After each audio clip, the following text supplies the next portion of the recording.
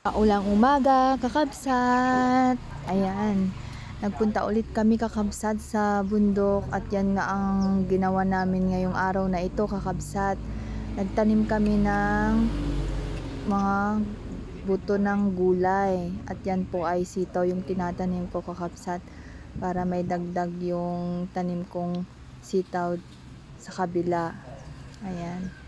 Mainam na magtanim-tanim na tayo guys ng mga gulay kahit pang ulam lang. Mahal ang mga bilihin ngayon, kakabsat. Mahal ang mga gulay dahil sa nabagyo ang mga pananim ng mga gardinero. Ayan, para pag tumubo sila, mamunga, ayan, may kukuhanan tayo ng pang-ulam kahit pang-ulam lang kakabsat. Ayan.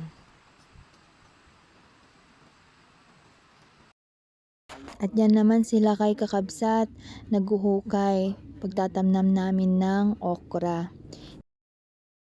Sitaw at okra ang tatanim namin ngayon kakabsat. Ayan. Pero tingnan nyo kakabsat, kahit umuulan, andito kami sa bundok. Kasi maganda magtanim pag yung lupa medyo basa, madaling hukayin. Ayan kakabsat. Ayan. Tinatabunan ko yung nilalagay nila kayo na buto ng okra. Ayan.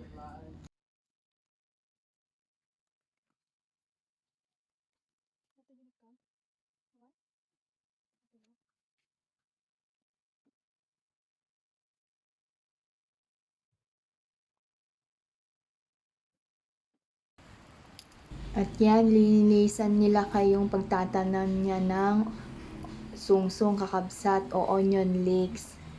Ayan.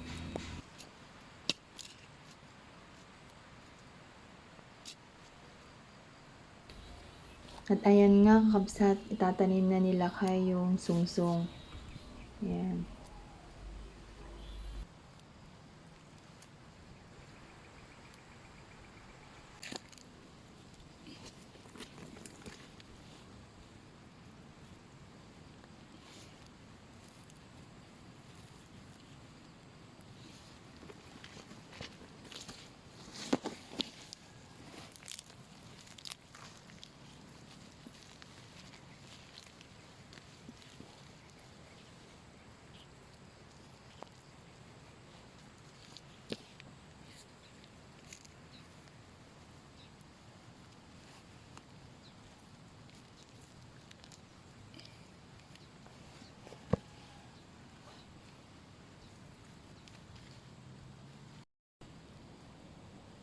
Ayan, tapos na kakabsat. Ayan na yung tinanim naming sungsong.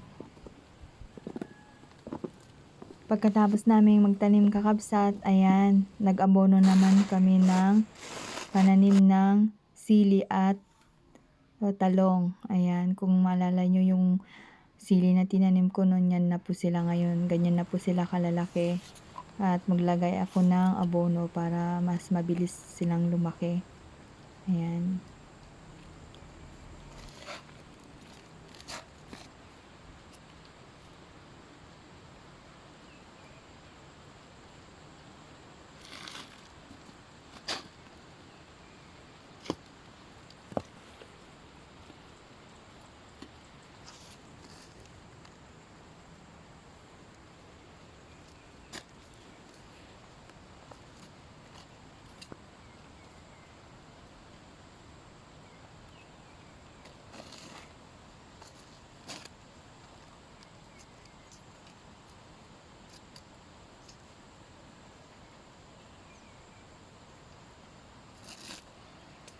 Ito na yung talong kakabsat na tinanim ko noon. Yan, medyo malaki na rin sila kakabsat. At yan, linalagyan ko ulit ng abono para mas lalo silang lalaki, mas mabilis.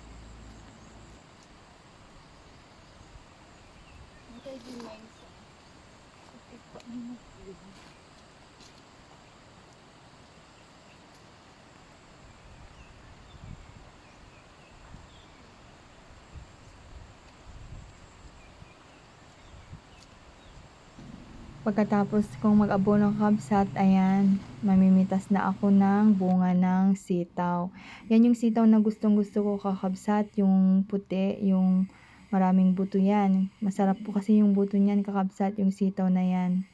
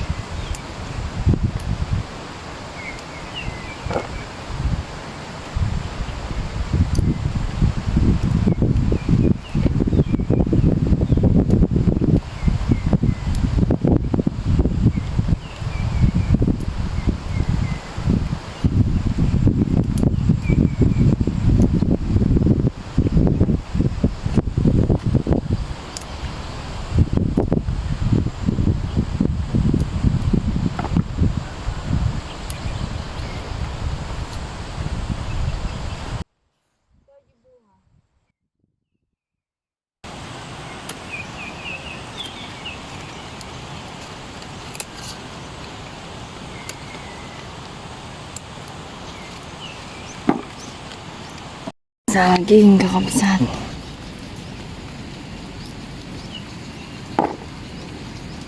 Favorite ni Bana, saging. Kuha tayo ng saging kakabsat.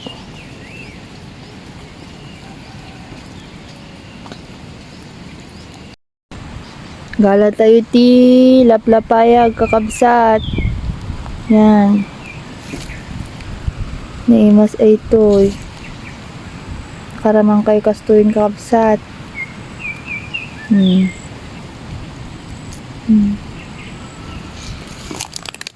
Ganun.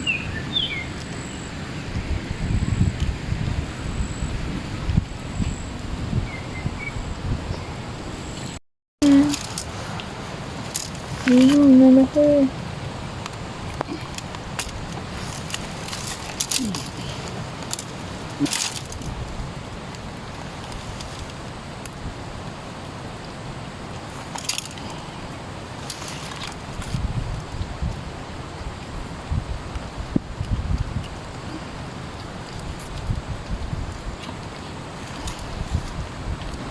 Hindi nga nagdiba. Mana?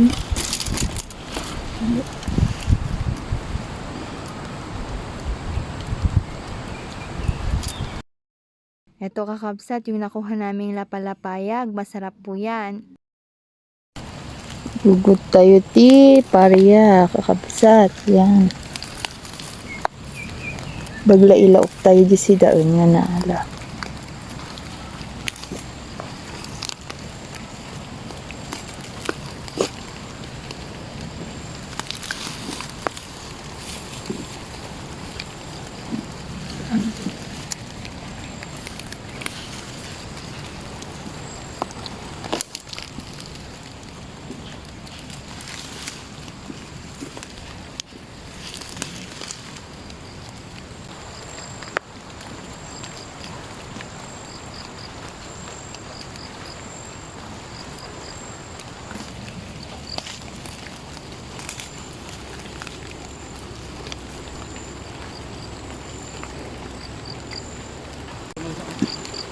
Atin eh.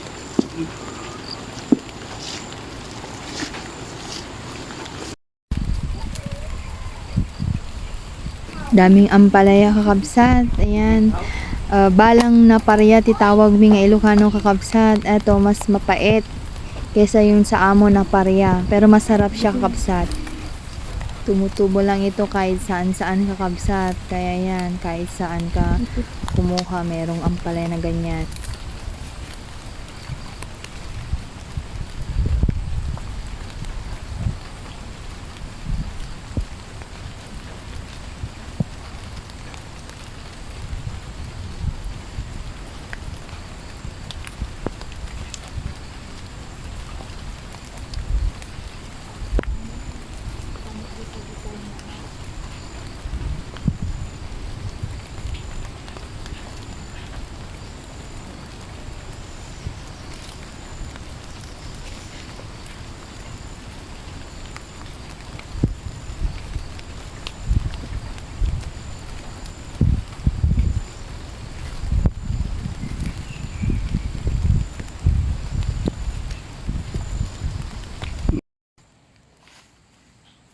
Eto na kakabsat, yung lahat na nagulay namin. Ayan.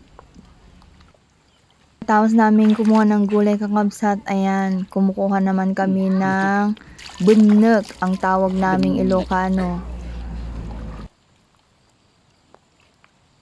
Ayan, medyo malalaki na kakabsat yung mga bunnek na laman niyang fish pan kasi matagal na hindi nakuhanan ng bunnek.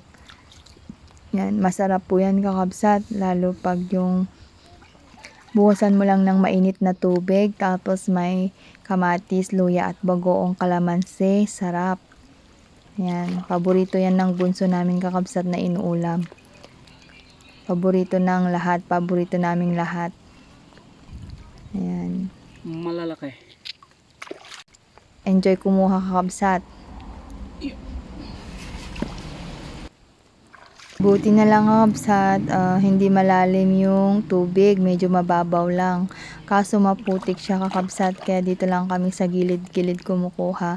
Pero marami po talagang laman yan na bunnek.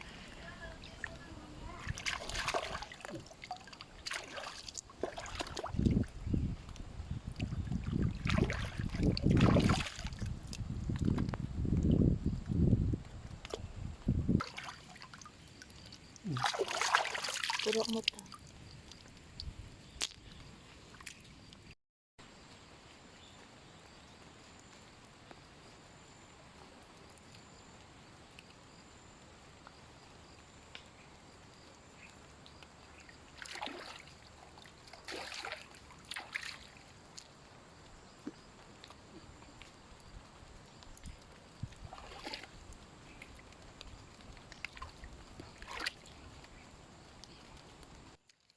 Tumulong na rin akong kumuha kakabsat kasi tanghali na. Ayan.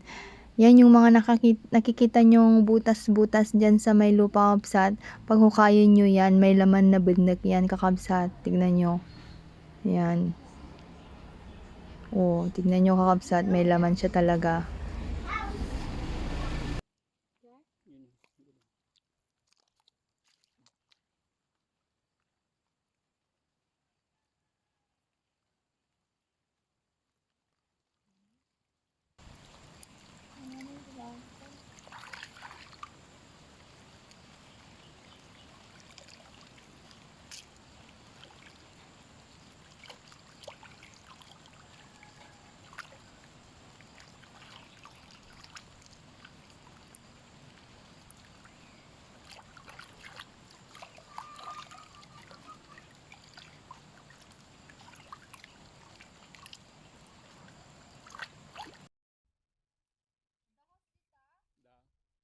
Ayan, tapos na kaming kumuha kakabsat. At uuwi na kami. Itan lahat yung nakuha naming bunnek kakabsat. Marami na yan.